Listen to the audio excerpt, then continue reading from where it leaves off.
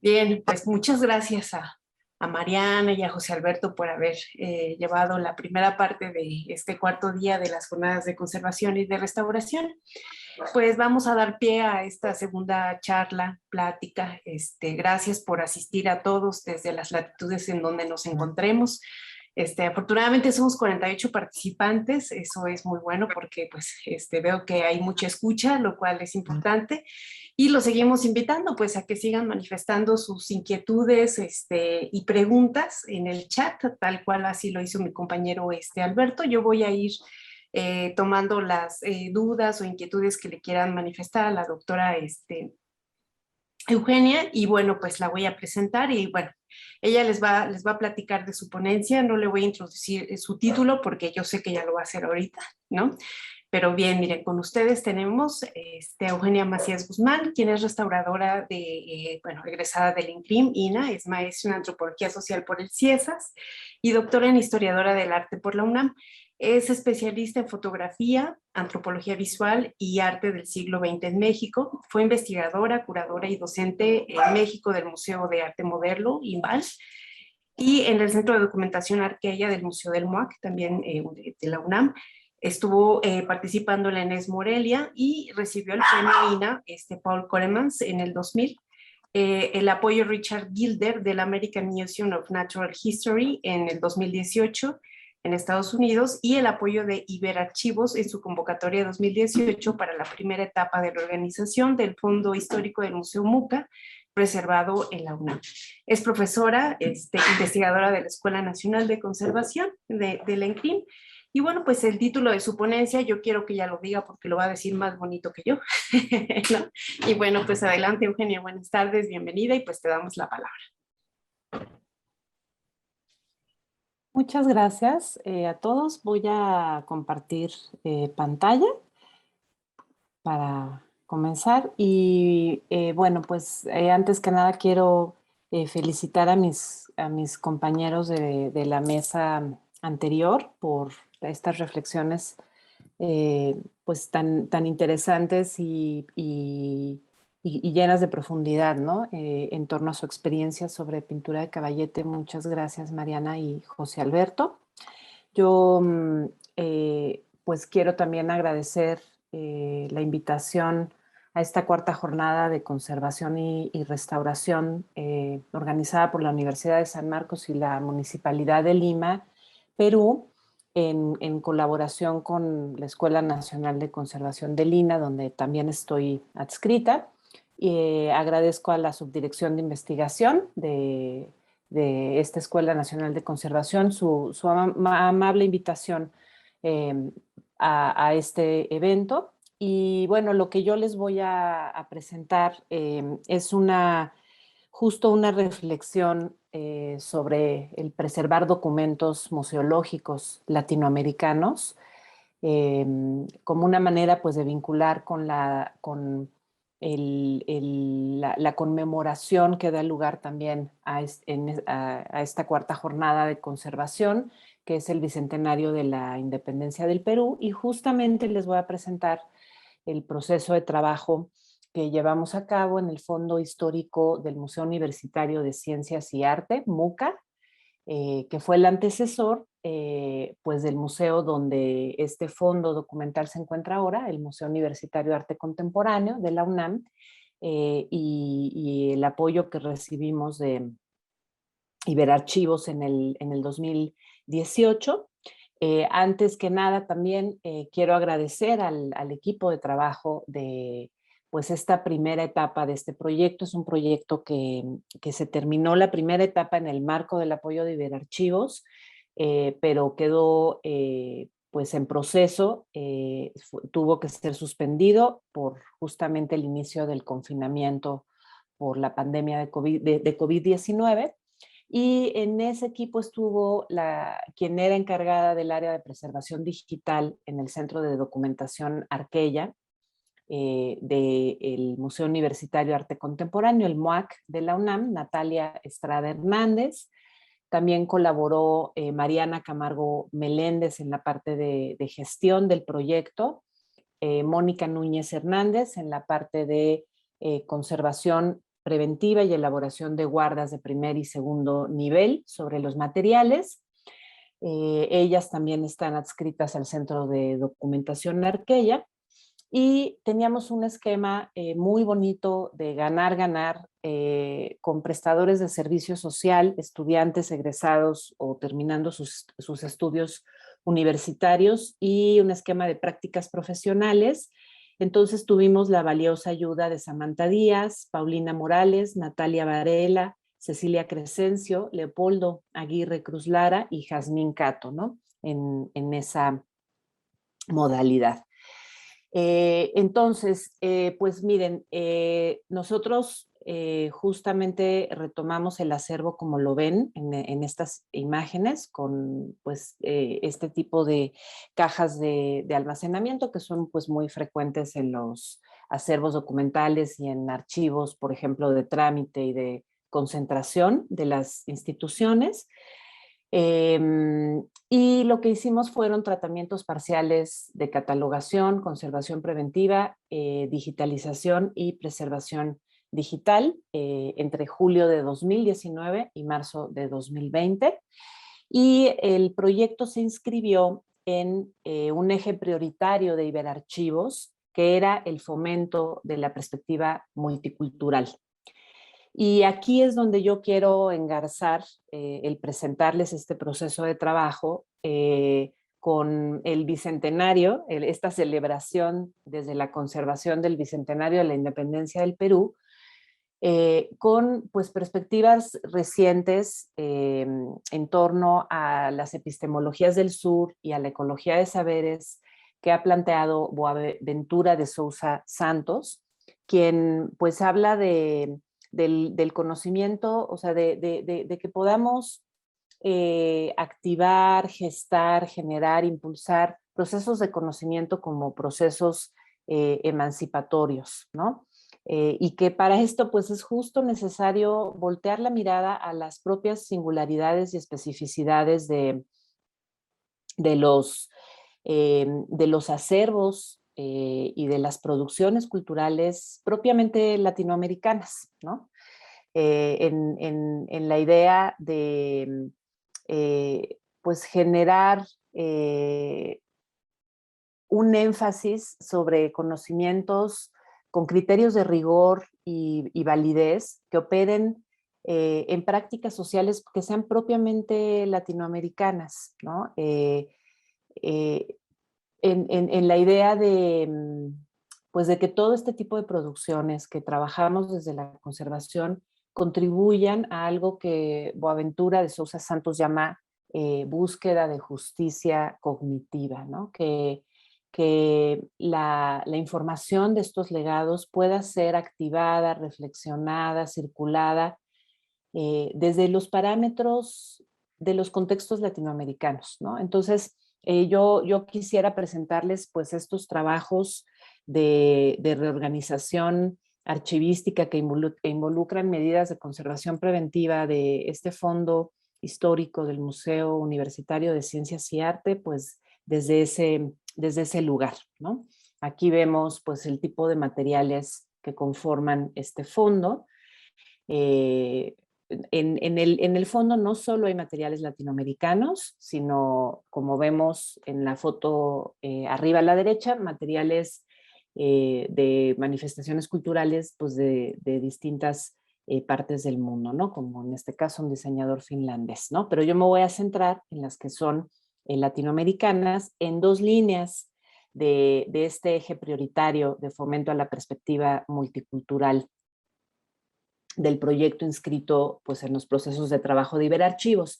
La primera línea tiene que ver con las exhibiciones de culturas tradicionales del mundo, de las cuales el Fondo MUCA preserva expedientes. Esta línea fue alentada por el personaje que vemos aquí, que es Daniel Rubín de la Borbolla. Es un personaje que tuvo un aporte fundamental en el desarrollo de la antropología en México, contribuyó también a la fundación del Colegio de México y en la década de 1950 fue director de este Museo Universitario de Ciencias y Arte, Museo MUCA.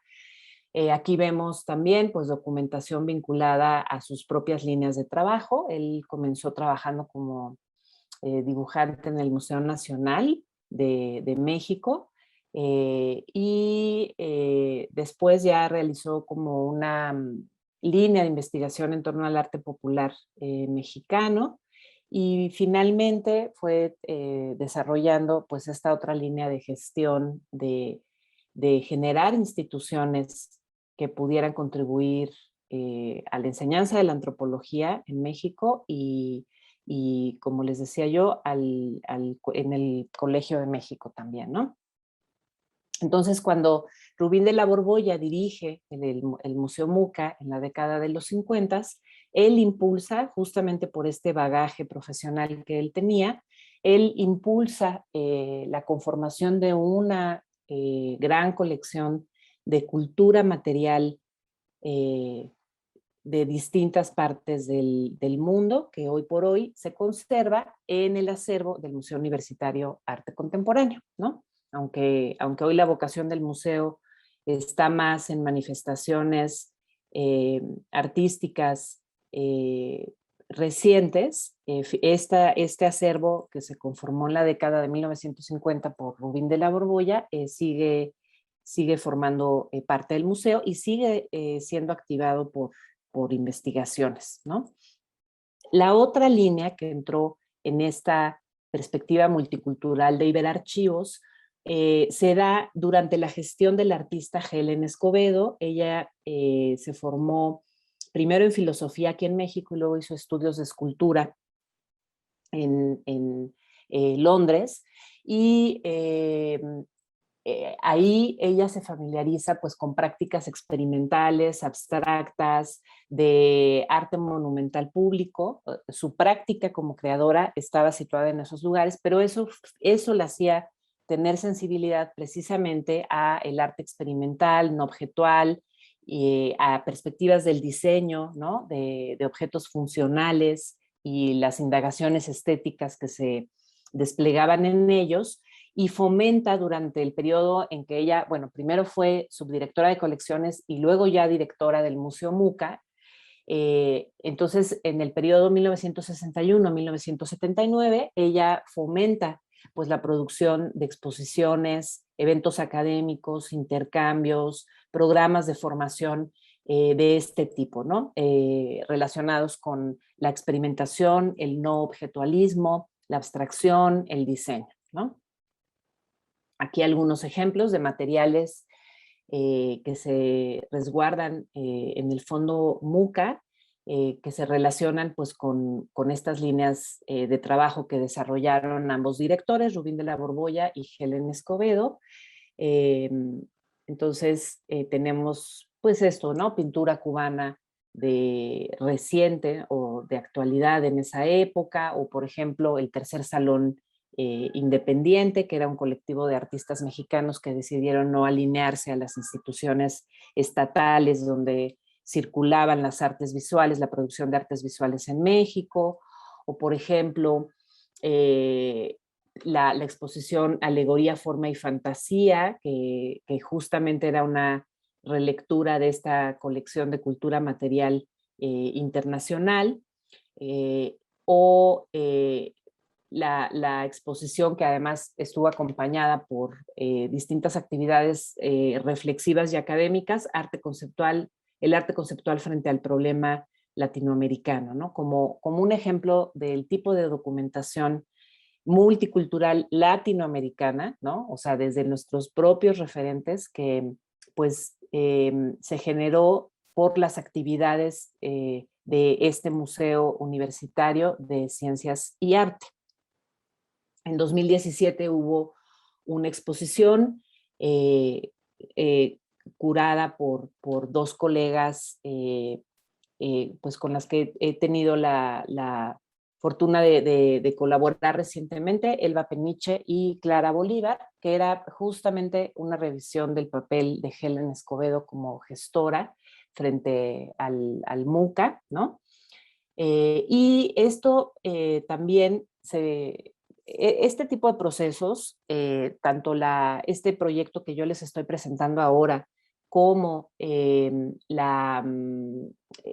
enfoque de estas exposiciones con énfasis en perspectiva latinoamericana, también es posible por las perspectivas epistemológicas que se manejan en el Centro de Documentación Arqueya, que es el que resguarda los fondos documentales del Museo Universitario de Arte Contemporáneo, el MUAC, y donde se resguarda el Fondo Histórico MUCA, que yo les estoy presentando en este proyecto, ¿no? Entonces aquí vemos pues estos enfoques reflexivos, ¿no? Leer los márgenes, historiar pasados que son inestables, retomar procesos de memoria y las distintas narrativas que estos procesos activan, la curaduría como una actividad que genera relatos a partir de procesos creativos de otros, ¿no? Abrir pliegues, dislocar nociones canónicas como, por ejemplo, la noción de patrimonio, ¿no? Entonces, pues eso hace posible que se conjunten de manera interdisciplinaria pues distintas distintas, distintas profesiones, ¿no? Como la conservación, la archivística, la historia del arte, la antropología, la historia, ¿no? Bueno, pues en ese proyecto se intentó hacer un catálogo integral respetando la procedencia de ordenación por soportes, ¿no? En la que estaban los materiales, ¿no? Documentales. Entonces, voy a pasar a la siguiente. Este cuadro era como el reporte que se entregó a Iberarchivos de hasta dónde se llegó en el proceso con cada material con el que se trabajó. Uh-huh.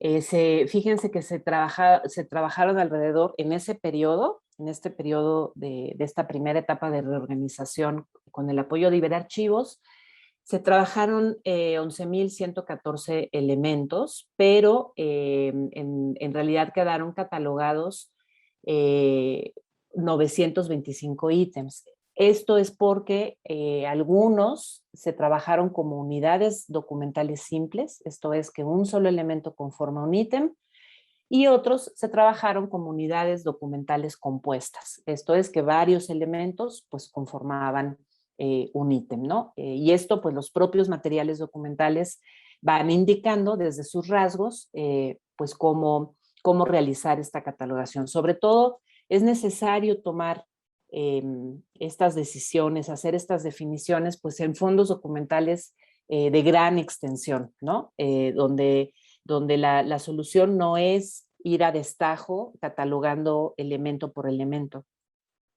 sino poder hacer estas lecturas más de conjuntos, ¿no? Y entonces se generó pues este primer cuadro de clasificación para este fondo.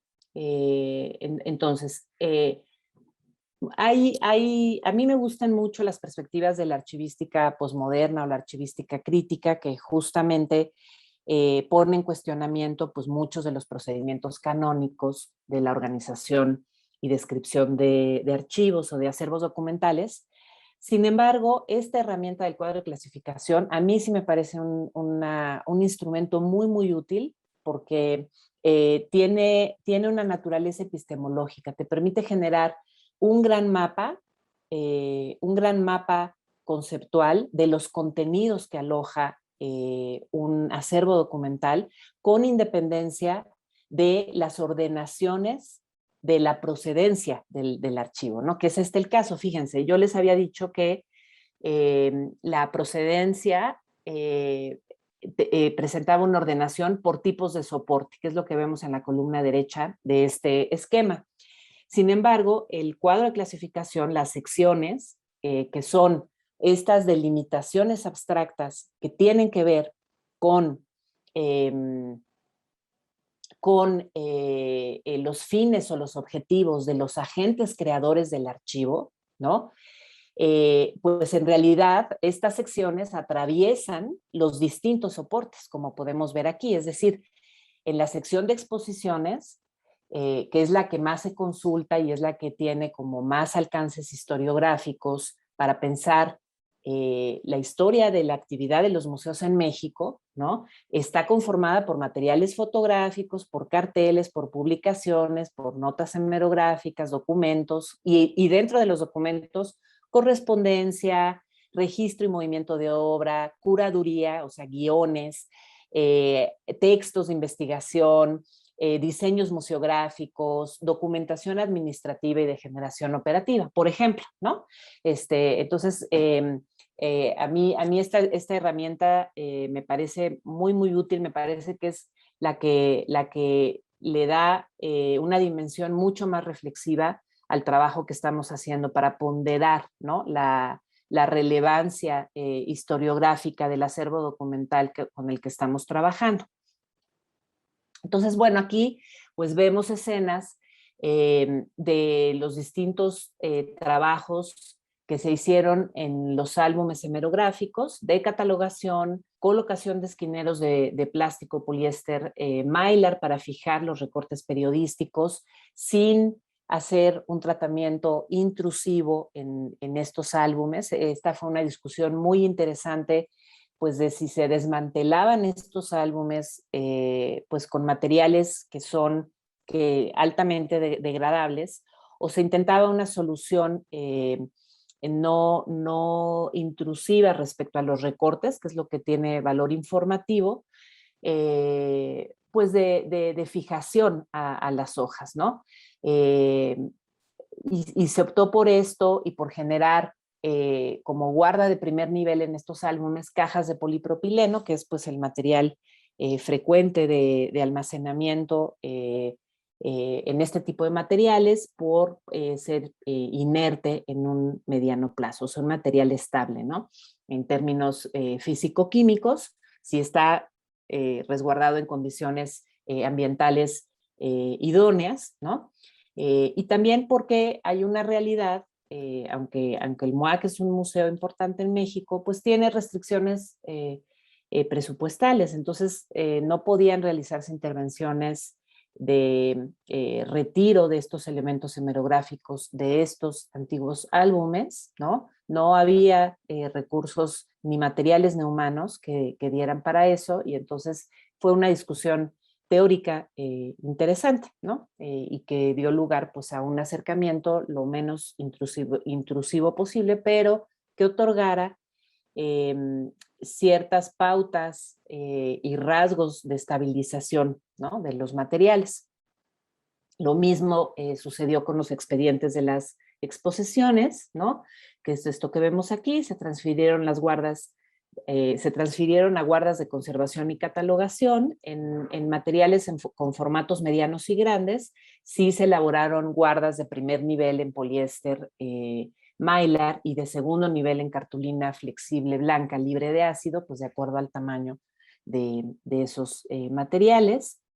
Y fuimos encontrando pues esta documentación, ¿no? De prácticas latinoamericanas, ¿no? Prácticas propiamente latinoamericanas que testifican pues maneras de proceder en la historia de los museos y pues en este caso de un museo mexicano, ¿no? Por ejemplo, a la izquierda este catálogo razonado con una lista de obra con fotografías analógicas de piezas del Museo Nacional de Antropología que iban a entrar en préstamo al Museo Muca, o a la derecha esta ficha de registro de una pieza de arte peruano, precisamente, pues justo de ese periodo en que Daniel Rubín de la Borbolla fomentaba mucho estas exposiciones etnográficas arqueológicas. Entonces, estos documentos testifican prácticas de registro y de movimiento de obra, ¿no? O, por ejemplo, encargos a fotógrafos y estudios que son importantes en la historia de la fotografía en México para hacer reprografías de las obras o registros de las propias exposiciones, ¿no? Como tenemos aquí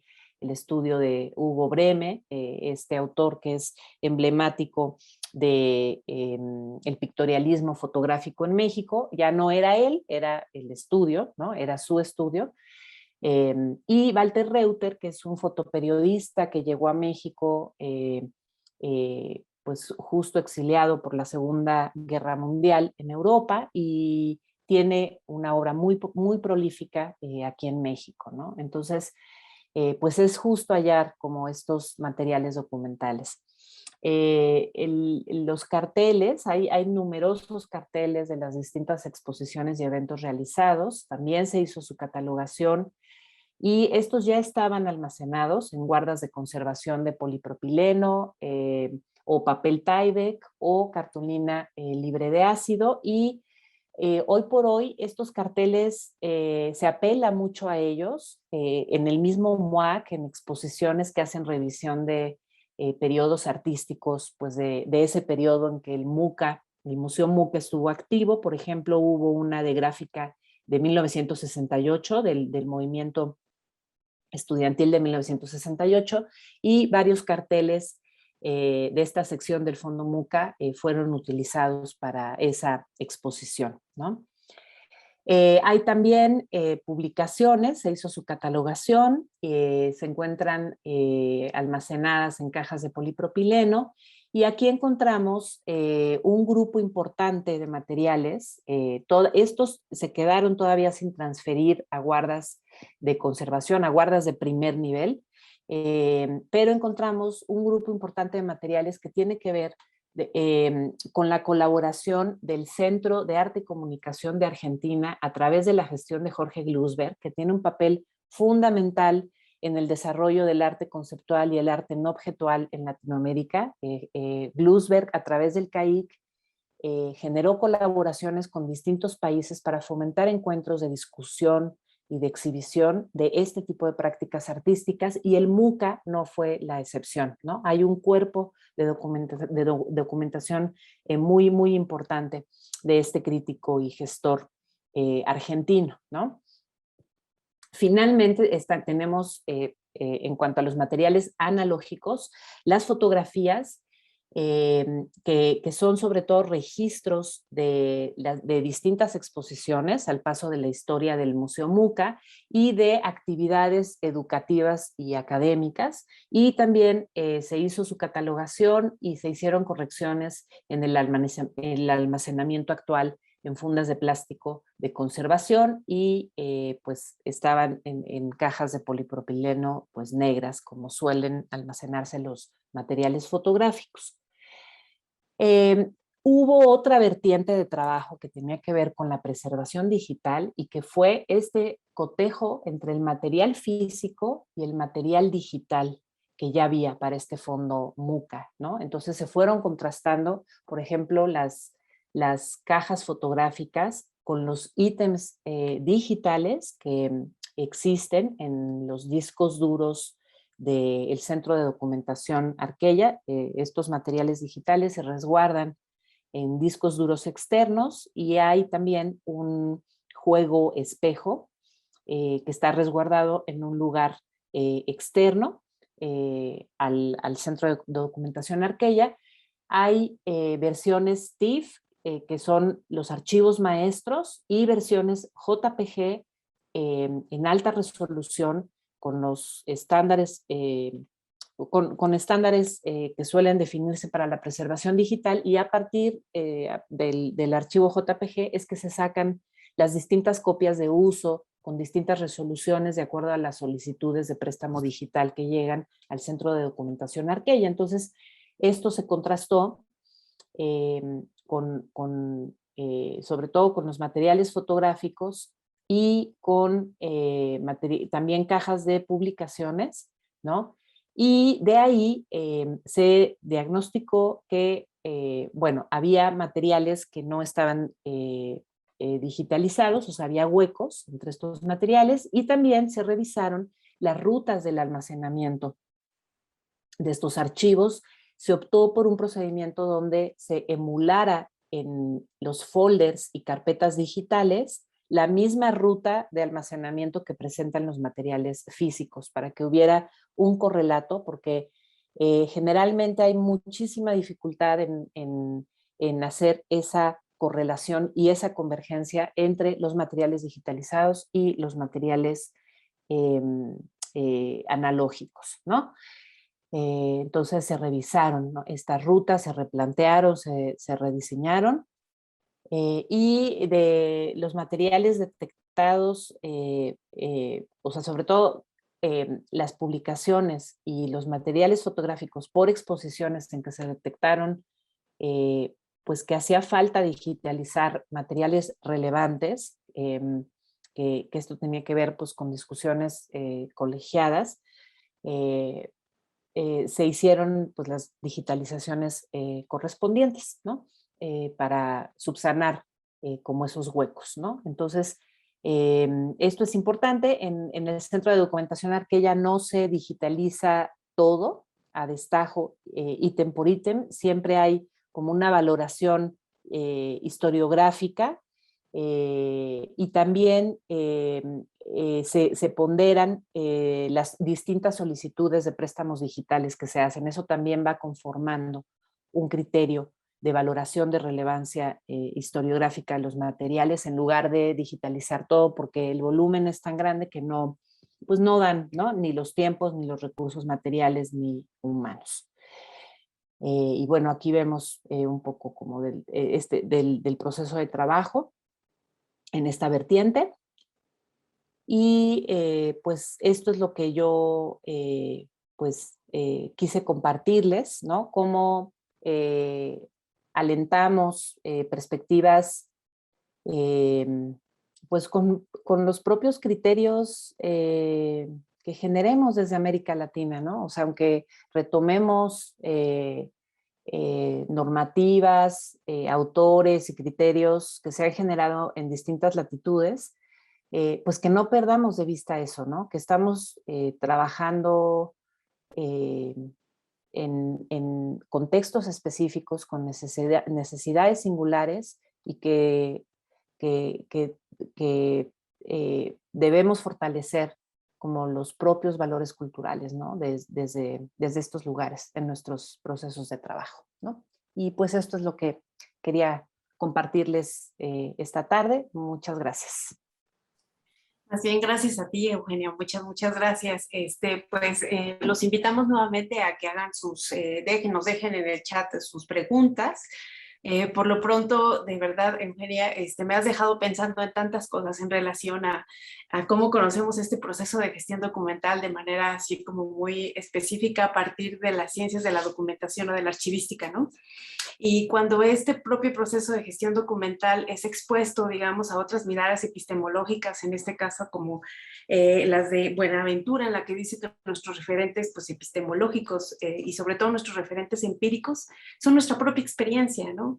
Aludir a esa propia experiencia cuando participamos en los diferentes, pues sí, proyectos, si tenemos oportunidad de, digamos, de estar involucrados en un proyecto tan holístico como en el que tú has estado, pues podemos reflexionar muchos aspectos, ¿no? Desde la valorización, como bien lo mencionaste, desde los actores, quiénes producen información y para qué se produce información, ¿no? ¿Cuál es el sentido de tener toda esta información dentro? Además, lo más interesante, les quiero compartir a todos, es que me gustó mucho de tu ponencia la idea del documento museológico en esta discusión más situada sobre la documentación museológica desde la perspectiva más, desde la estudios museales, ¿no?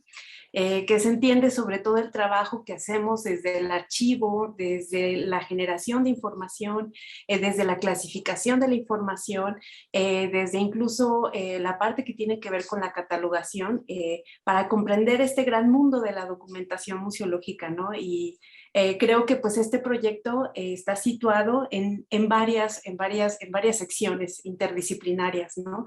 Es lo que lo puede hacer complejo a la vez y a lo mejor muchos aspectos podrían parecer así como, espérenme, a ver, como archivística, documentación, museo, antropología, ¿no?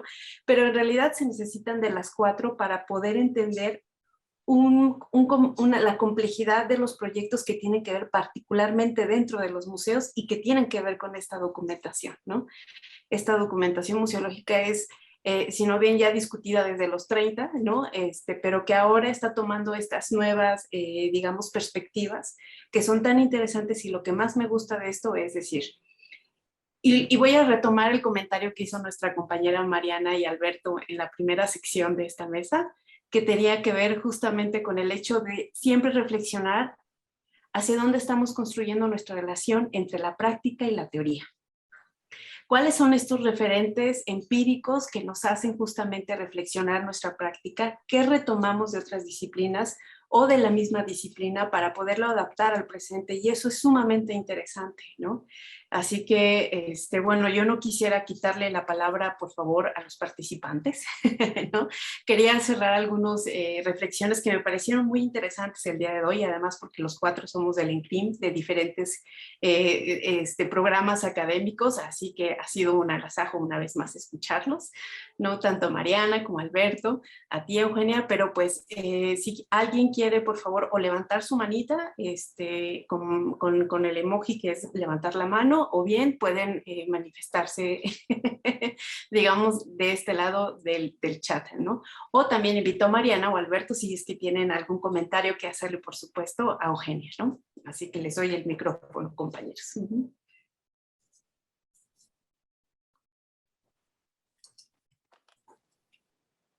Ok. Creo que por ahora no se ha manifestado alguna inquietud. Yo sí tendría una pregunta que hacerte, mi querida Eugenia. Si se puede, digamos, esperando. ¿Tú cómo tratarías, en esta práctica interdisciplinaria, cómo tratarías de definir al documento museológico?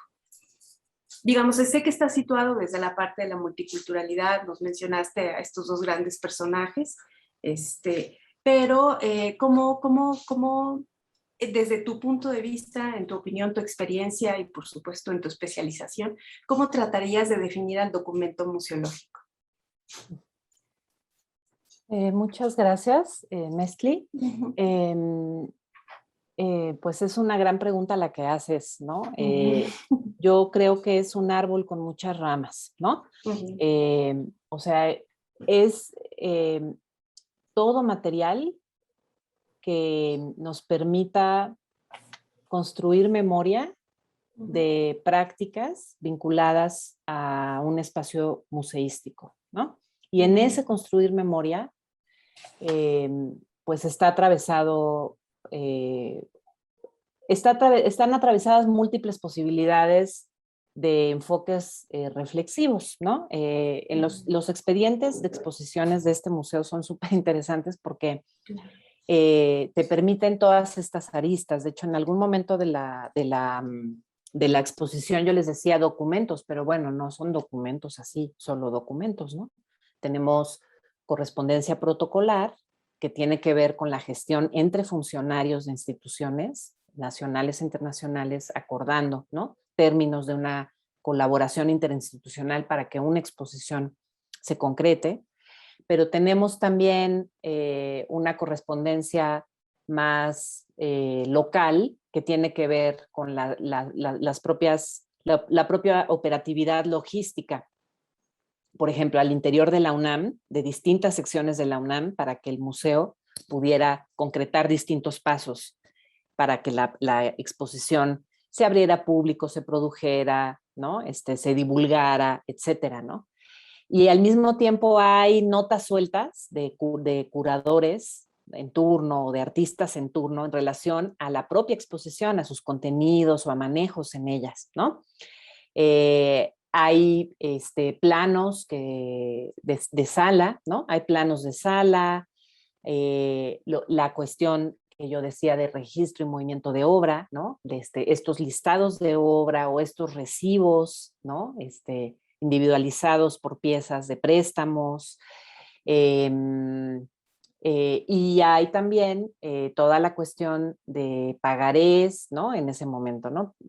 Más analógico, de pagarés, de listados de presupuestos y de cantidades por rubros, empleadas por rubros, ¿no? Entonces, va a depender, ¿no? Todo eso para mí, todos son documentos museológicos porque te permiten reflexionar sobre las actividades al interior del museo, pero pues depende del tipo de estudio. O sea, se quiere hacer un estudio sobre las prácticas en las áreas de registro y movimiento de obra que tienen pues una especificidad y centralidad en la realización de los proyectos expositivos, o se quiere hacer una valoración crítica de las decisiones presupuestales ¿no? Es para ciertas exposiciones, que eso también es una constante en la programación de los museos, al menos en México, ¿no?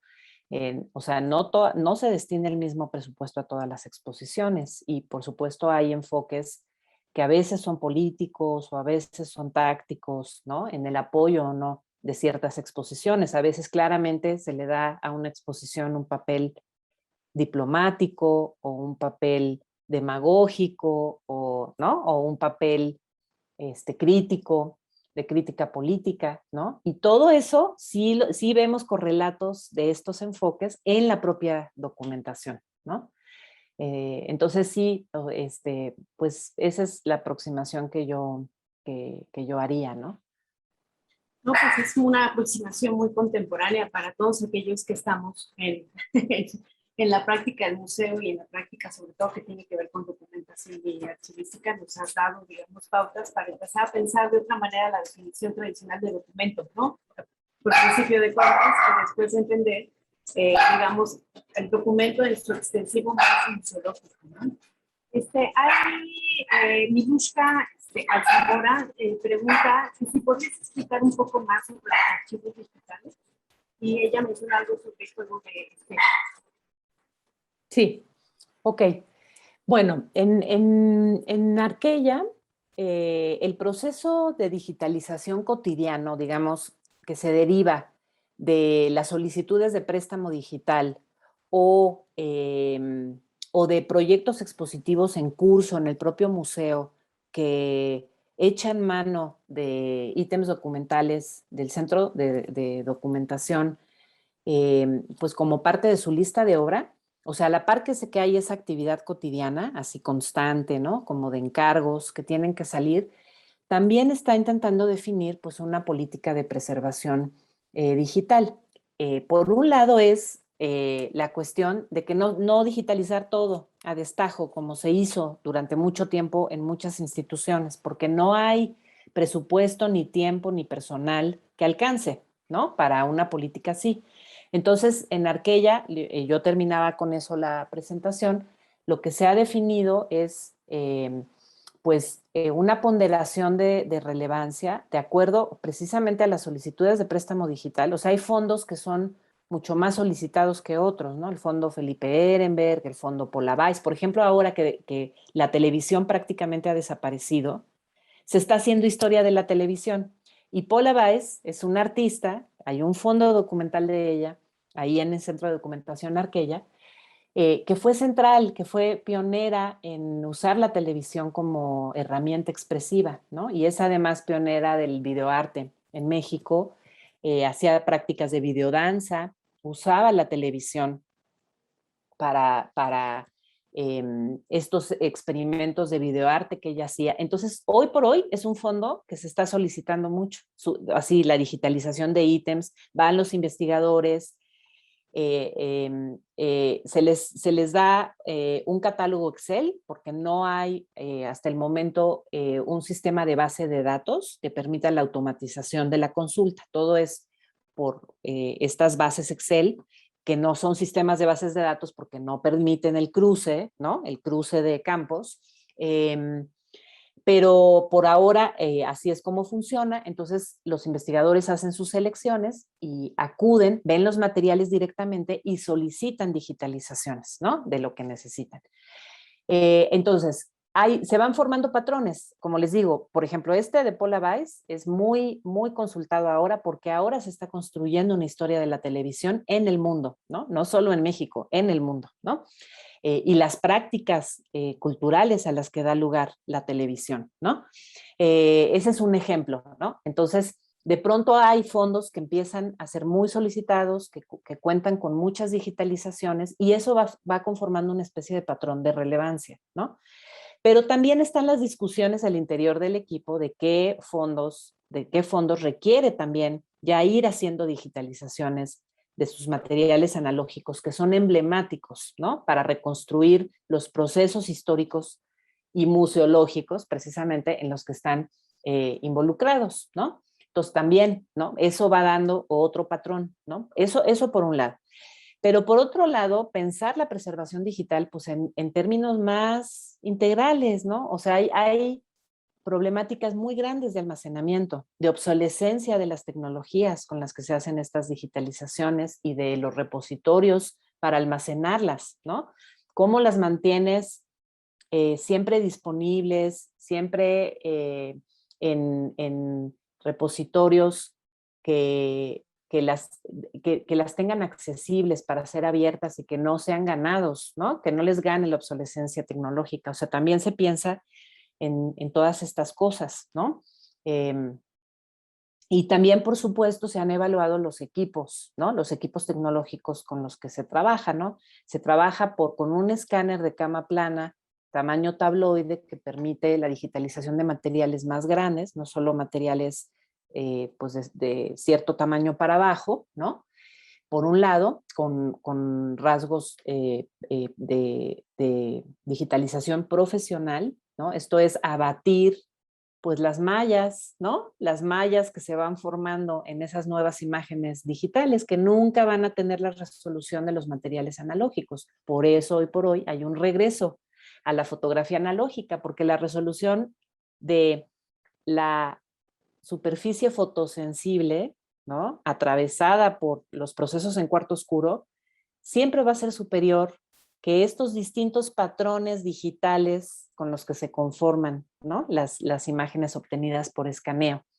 El otro procedimiento es el de las cámaras digitales, que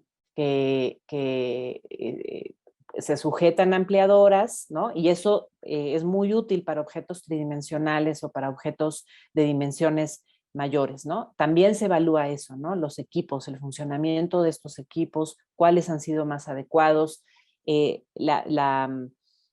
estudio de su durabilidad en relación a la obsolescencia y cómo hay que sustituirlos. Todos estos factores entran en juego, ¿no?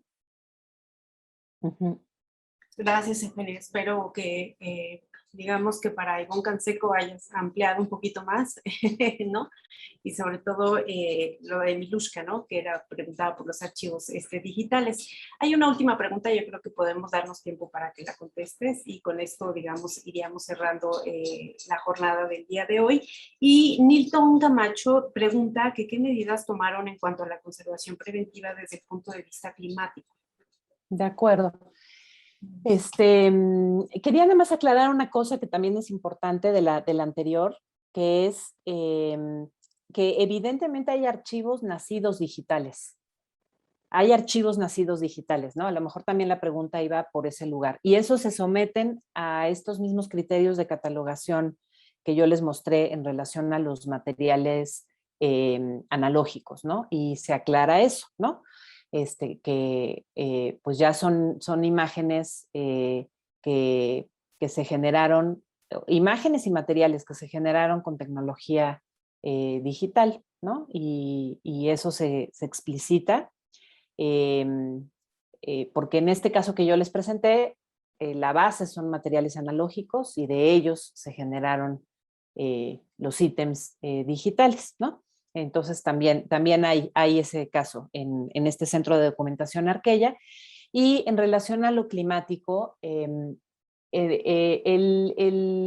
museo tiene un área de servicios generales que es la que controla el cuarto, digamos, de máquinas desde donde se activan todos los aires acondicionados, los sistemas de aire acondicionado en las salas y también en el centro de documentación Arquella, ¿no? Hay carátulas, no son, ahorita se me fue el nombre, pero no son estos aparatos que cuentan con un software y que miden humedad relativa y temperatura con el software que es previamente instalado en equipos de cómputo, van formando pues las distintas sistematizaciones en estadísticas, en tablas con gráficas de picos, que se prediseñan previamente, ¿no? Por ejemplo, el registro de tomas de humedad relativa y temperatura 3 veces al día, ¿no? Y entonces ver las diferencias de acuerdo al horario. También tomar analizar las diferencias de humedad relativa, de fluctuaciones de humedad relativa y de temperatura, dependiendo de la época del año. El Centro de Documentación Arqueya se encuentra en un área que son ventanales, ¿no? O sea, no hay muros. Entonces, evidentemente, los cambios en el clima afuera, en temporadas muy lluviosas, de aguaceros, con granizos, etcétera, evidentemente tienen una incidencia importante, ¿no? En estas fluctuaciones. Entonces, sí hay un sistema de aire acondicionado que permite sistematizar todos estos cambios, pero es a través de caretas, ¿no? O sea, no data loggers, que esos más bien se encuentran en salas. En el área del Centro de Documentación Arqueya lo que hay son caretas que registran humedad relativa y temperatura y que manualmente hay que ir a hacer las tomas, ¿no?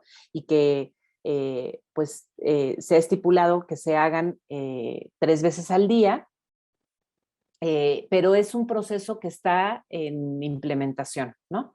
En realidad como que se recibe la activación del aire acondicionado que corre a cargo de esta área general y está en implementación pues esta sistematización de esas fluctuaciones de humedad relativa y temperatura. Espero que sí se refiriera a eso. Gracias, Ivonne. Exacto, data logger. Ajá, sí. Gracias, Eugenia. Hay una consulta más, bueno, un comentario más que lo quiere plantear Mariana, así que vamos a aprovechar de una vez. Así que Mariana, adelante. Gracias, Mesli. Eugenia, qué proyecto tan interesante. Yo lo que te quería decir, bueno, que pues que me resonó, ¿no? Dentro de muchas cosas, es esto que comentabas de cómo hay procesos que a veces pareciera que damos por hecho, ¿no? De los muchos que hacemos de parte de nuestra labor y que tienen como esta dimensión epistemológica, ¿no? Que no es usual que la pongamos en ese plano, ¿no? Y que justo creo que ahí hay como un terreno muy grande para poder repensar y nutrir el cómo hacemos nuestras prácticas, cómo podemos mejorar nuestras prácticas, optimizar mejor, en muchas dimensiones, no solo en cuestión de eficiencia, ¿no? O sea, como replantear nuestras labores, toda la carga que hay ahí, ¿no? Por ejemplo, hasta justo algo que parece registro, que a veces es como parece un paso hasta ¿no? Como que cuando es algo que atraviesa, cuando es algo que es como tan medular, ¿no? Y creo que eso podríamos, esa dimensión, plantearla en muchas de las cosas que hacemos, ¿no? Dentro de la conservación, en muchas de las áreas. Tú hablas desde la documentación, los archivos, pero creo que en muchas eso nos hace falta como ponerlo en medio de las discusiones como constantes, ¿no?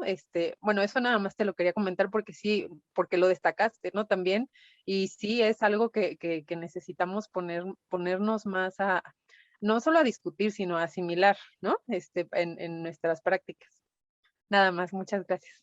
Muchas gracias, Mariana. Yo sentí lo mismo en tu intervención. O sea, cuando uno está haciendo un resane o cuando uno está haciendo estas tomas 3 veces al día de humedad relativa y temperatura, no está uno nada más haciendo ese procedimiento concreto. O sea, ese procedimiento concreto tiene implicaciones más amplias que tocan distintas aristas de la existencia de esas producciones culturales en la vida, ¿no? O sea, y eso es lo que creo que está en proceso, en ciernes, en las disciplinas de la conservación y la restauración justo, o sea, esta vinculación con esas otras dimensiones de la existencia de las piezas, ¿no? Y que también se sentía muy palpablemente cuando decías, por ejemplo, los análisis físico-químicos, claro que ayudan, pero también una mirada minuciosa ayuda, ¿no? Entonces, ¿cómo compaginamos, no? Por ejemplo, eso en relación a la imagen, lo que tú decías. Sí. Alberto, ¿querías comentar algo? Adelante. Sí, gracias. Nada más para un poco, rápidamente un comentario y tiene que ver respecto justo a esta idea del documento, ¿no? Creo que la palabra o cómo ahora consideramos los documentos, pues no simplemente es lo tradicional de una hoja de archivo o un papel, como dice, sino esta idea incluso de documento museable y a lo mejor nada más quería hacer como una conexión con nuestra área de Mariana y mía, de que tiene que ver con la pintura, y en muchas ocasiones cuando los estudiantes están haciendo esta suerte de valoración, ¿no? de la pintura de Caballete, pensando en este documento de lineamientos y normativa de la restauración, hay una parte que justo habla de documento, ¿no? El bien cultural o el objeto cultural como documento, y a veces creo que, pues sí, evidentemente la pintura como testimonio, pues es un documento, ¿no? Como testimonio material, pero más bien me vino a la mente como esta relación de un documento en años recientes se encontró de una lista de compras de Juan Correa, ¿no? De una lista de compras de Juan Correa, y que justo va señalando que los tipos de pigmentos, materiales que él va a conseguir o que tiene que comprar para enviar no recuerdo, ahorita no tengo un preciso el lugar, pero sí al sureste de México, va a enviarlo, ¿no? Entonces, esta suerte de relación de un documento literal, ¿no? De un documento histórico que puede ser una lista de compra, cómo relacionarlo a la pintura, a la restauración de pintura, y justo produjo una tesis, ¿no? Una tesis de licenciatura que tiene que ver con entender la parte material, ¿no? La parte material de una pintura de Caballete en relación a esa lista de compras. Creo que las interrelaciones, las relaciones que podemos encontrar en cosas que en apariencia son tan disímiles, pero que en realidad tienen tanto, se pueden encontrar muchos nexos, ¿no? Y creo que es justo parte de la riqueza, ¿no? De entender el documento desde distintas aristas. Creo que nada más era un comentario que quería hacer como final. Gracias. No, y gracias felicidades, a ti, Eugenia. Felicidades, sí, bueno, a Mariana, a Eugenia, bueno, y a Alberto y a mí, que nos tocó moderar a nuestras compañeras, colegas, que realmente es muy generosa su participación y me gustó mucho cómo cerrar, digamos, como este día de hoy. Así que les agradecemos a todos. No sé si Eugenia, Mariana, tuvieran algo que decir en despedida a todos los participantes, que hasta ahora seguimos 41, los agradecemos porque son las 8 de la noche y sabemos que ya llevamos una jornada bastante extensa, pero si se quieren despedir, adelante, lo podemos hacer conjuntamente, ¿no? En nombre de la Escuela de Restauración, bueno, del ENCRIM en México, ¿no? Así que adelante, Eugenia, Mariana. Bueno, yo nada más, hay un comentario muy, muy lindo ahí en la sala de Ivonne Canseco, ¿no? A veces hay una mirada fría de los objetos culturales y tenemos que rescatar lo que ese objeto nos ofrece, cómo nos une, cómo nos mueve, ¿no? Yo creo que en eso coincidimos mucho en los trabajos que se presentaron hoy, conjuntando precisamente distintas perspectivas, ¿no? En torno a los objetos. Sí. Gracias, Eugenia. Mariana, gracias. ¿Un comentario final? Sí, pues muchas gracias a Eugenia, Mestre y Alberto por este diálogo que creo que ha sido como bien interesante. Luego, aunque estamos todos en la escuela, no siempre tenemos la oportunidad de intercambiar este tipo de cosas, ¿no? Pero sí, o sea, yo también creo que poner este énfasis también en lo que en estos recursos que a veces se dan por sentados, a veces como soslayados por esta mirada muy, aquí se comenta esto de fría, que es cierto, ¿no? A veces que persiste como una cierta mirada también como positivista sobre los análisis, ¿no? Sobre la conservación, ¿no? Pero estamos interviniendo obras, o sea, obras que mueven, ¿no? O sea, obras y el objetivo es que lo sigan haciendo. Y no podemos situarnos como profesionales como estos entes objetivos, ¿no? Que están como libres de esa conmoción, ¿no? O sea, o de que te susciten cosas, ¿no? Entonces creo que más bien cuando nos dejamos involucrar, nos dejamos tocar por eso y reconocemos que eso es parte de lo que tenemos que hacer, creo que es más fácil, ¿no? Ponernos como en esa sintonía y promover que las intervenciones también sigan generando eso, ¿no? O sea, creo que eso es algo que sí necesitamos seguir promoviendo, ¿no? Seguir inculcando, no solamente entre restauradores, sino también como en esta parte de de difusión. Decía Alberto de estos casos que de pronto son los sensacionalistas de restauración y nos quejamos mucho, pero también pues nos hace falta, ¿no? A quienes vemos eso también desde otra perspectiva, que vemos otra riqueza en la forma en cómo abordamos y otra complejidad, ¿no? No solo riqueza, una complejidad mucho mayor en lo que está involucrado en la restauración, pues también hacerlo suficientemente, una difusión como suficientemente adecuada, ¿no? Pero bueno, sí es como mucho trabajo que nos queda, pero estos foros ayudan, ¿no? Ayuda como ponerlo sobre la mesa y que sigamos debatiendo. Muchas gracias, Netflix. No, pues gracias a todos los presentes, a los ponentes, a nosotros moderadores, a ustedes ponentes. Cerramos esta cuarta, sí, es la cuarta participación dentro de las jornadas de conservación y restauración. Y algo último, sí, adelante. Sí, nada más una dimensión. Ahorita Mariana hablaba de esta dimensión sensible, ¿no? De la experiencia, conjuntada con todos los procedimientos operativos. Y José Alberto habló también de la dimensión documental en relación a los objetos, ¿no? Eso me faltó señalarlo y quería decirlo. Gracias, José Alberto, también por esa reflexión que sí hace posible otra historia de los objetos, ¿no? Sí. Y también agradecer la posibilidad de este diálogo y coincidir con ustedes en esta mesa. Pues muchísimas gracias a todos y pues bueno, pues damos por concluida esta sesión y pues bueno, esperamos vernos pronto el próximo martes y continúa, digamos, estas jornadas, ¿no? De conservación y de restauración. Así que gracias a todos los organizadores.